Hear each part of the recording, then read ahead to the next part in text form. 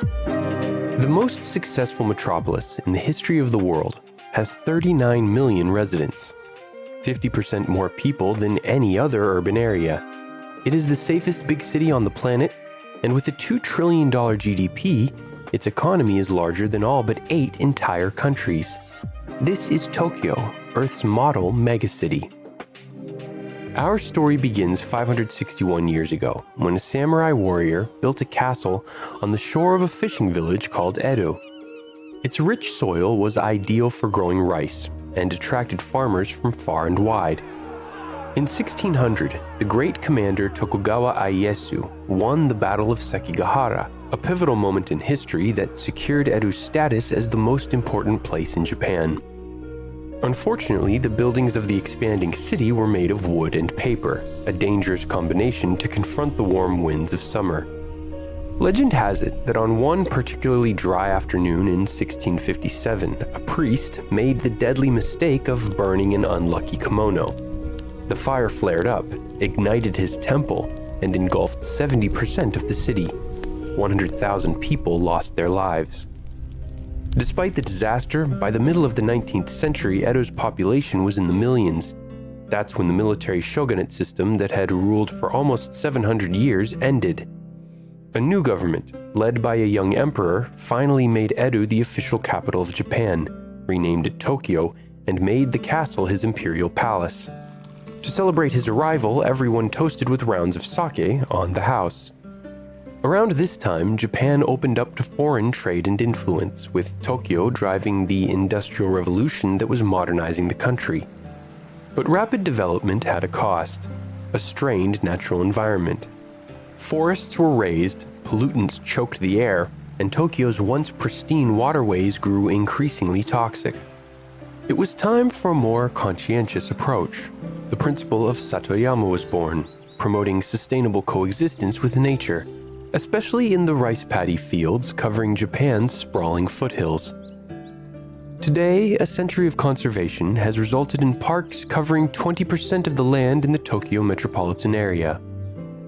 But while the danger from pollution has been largely overcome, one natural phenomenon poses an unavoidable threat: earthquakes. In 1923, an 8.0 magnitude quake rocked Tokyo, devastating the geologically unstable eastern wards of the city. As firestorms engulfed whole neighborhoods, some took advantage of the chaos to target political enemies and minority groups, like Koreans. When the smoke finally cleared, 140,000 people had perished.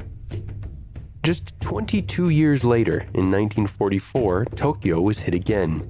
This time from above, by Allied air forces who waged a relentless 9-month campaign that lasted until Japan's surrender to end World War II following America's detonation of 2 atomic weapons on Hiroshima and Nagasaki.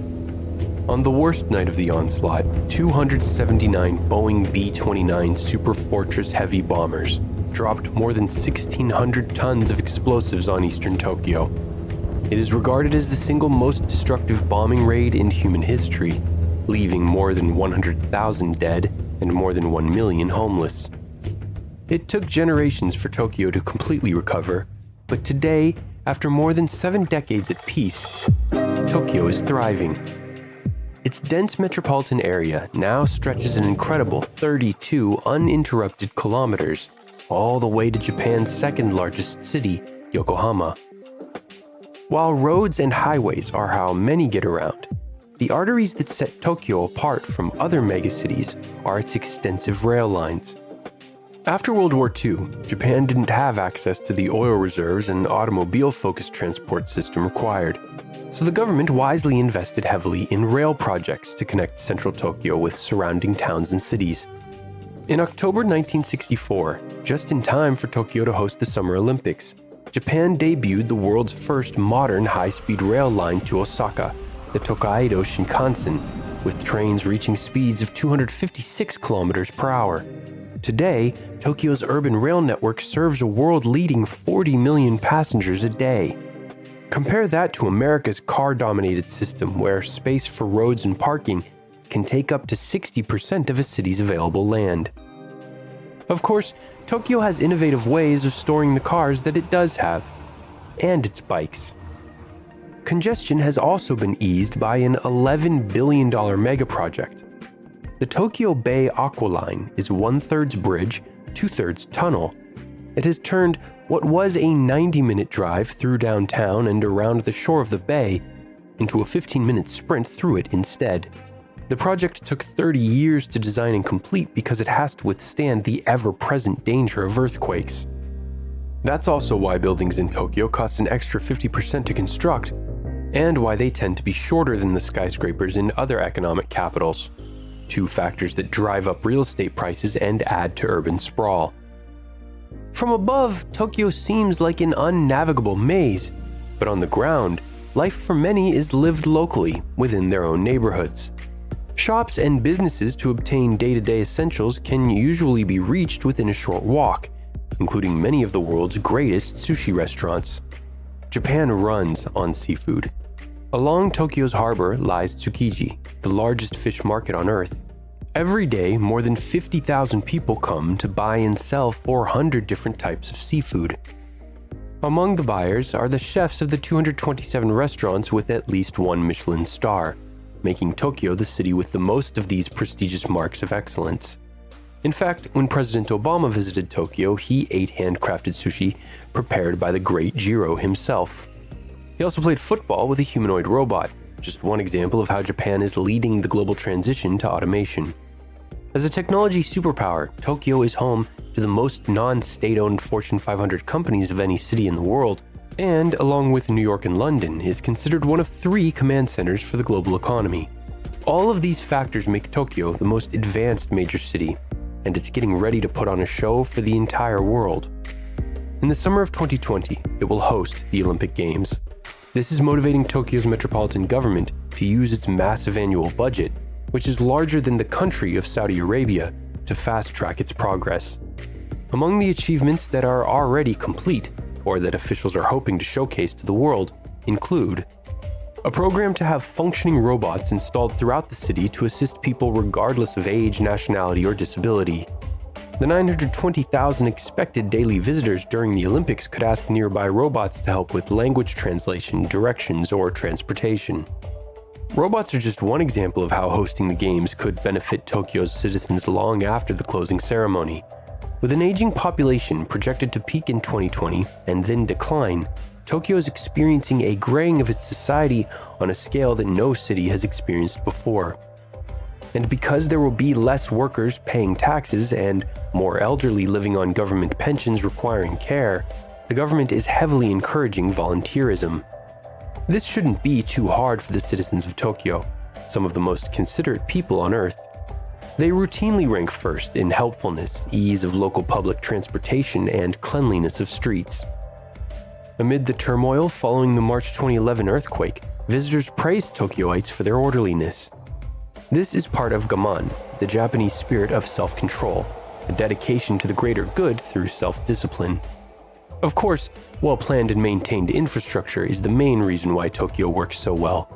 Recent and soon-to-be completed projects include a bold $350 million plan to jumpstart a hydrogen-powered transportation system by increasing the number of hydrogen stations from 8 to 35, while putting 6,000 fuel cell cars and 100 fuel cell buses on the road by 2020. A network of fuel cell vehicles, which can double as mobile electricity generators, could be a game changer in an emergency. Just 2 of these buses can power an entire hospital for a day. Other transportation upgrades include the 3-ring expressway that's cut many trips throughout the region in half, repairing and reinforcing bridges, tunnels, and roads, using advanced laser scanning technology and carbon fiber, with the aim of detecting problematic infrastructure before it fails, while extending its life up to 100 years. Installing more solar heat blocking pavement that's up to 8 degrees Celsius cooler than asphalt to help solve Tokyo's heat island problem, a challenge faced by many other cities around the world. Transferring as many power lines underground as possible, widening sidewalks, doubling the amount of dedicated bike lanes, and opening outdoor cafes in an initiative dubbed the Tokyo Champs-Élysées project. The city is aggressively reducing CO2 emissions through the first urban cap-and-trade system covering factories and commercial facilities like office buildings. To reduce the danger of heavy flooding from rainfall, massive underground chambers and tunnels have been installed to regulate and divert waters from rivers, channels, and sewers that have traditionally overflowed. These measures go hand in hand with an integrated series of flood wall gates, rain gauges, and river level monitoring cameras that are watched 24/7 by engineers at 2 command centers that can each operate the entire system remotely in case either one of them fails. With so much historical damage from fire, officials are pushing to replace old wooden houses with fireproof ones, creating entire zones where residents wouldn't have to evacuate during a nearby blaze, and ensuring that major routes are lined with fire and earthquake-proof buildings so emergency vehicles can move freely. Amplifying the appeal of hosting the Olympics is the opportunity to share these advancements with their guests, who are encouraged to implement these best practices in their own cities. Tokyo already does this by hosting and teaching foreign first responders the most advanced search and rescue techniques, sharing infrastructure best practices with officials visiting from abroad, and helping engineers from Kuala Lumpur update their waste management system. Tokyo is also a pioneer in land reclamation. With mountains hemming its growth, adding land to the bay is an increasingly attractive option, particularly if that land is made of trash. The Sea Forest area, for example, is a former landfill that is being converted to parkland and will even host Olympic events. In the coming years, population growth and rising seas will force the entire world to do more with less. And while Tokyo isn't perfect, by using its resources wisely, planning for the future, and sharing what it learns with the rest of the world, it should be a model for cities of all sizes, everywhere. If you enjoyed this video, subscribe and check out my other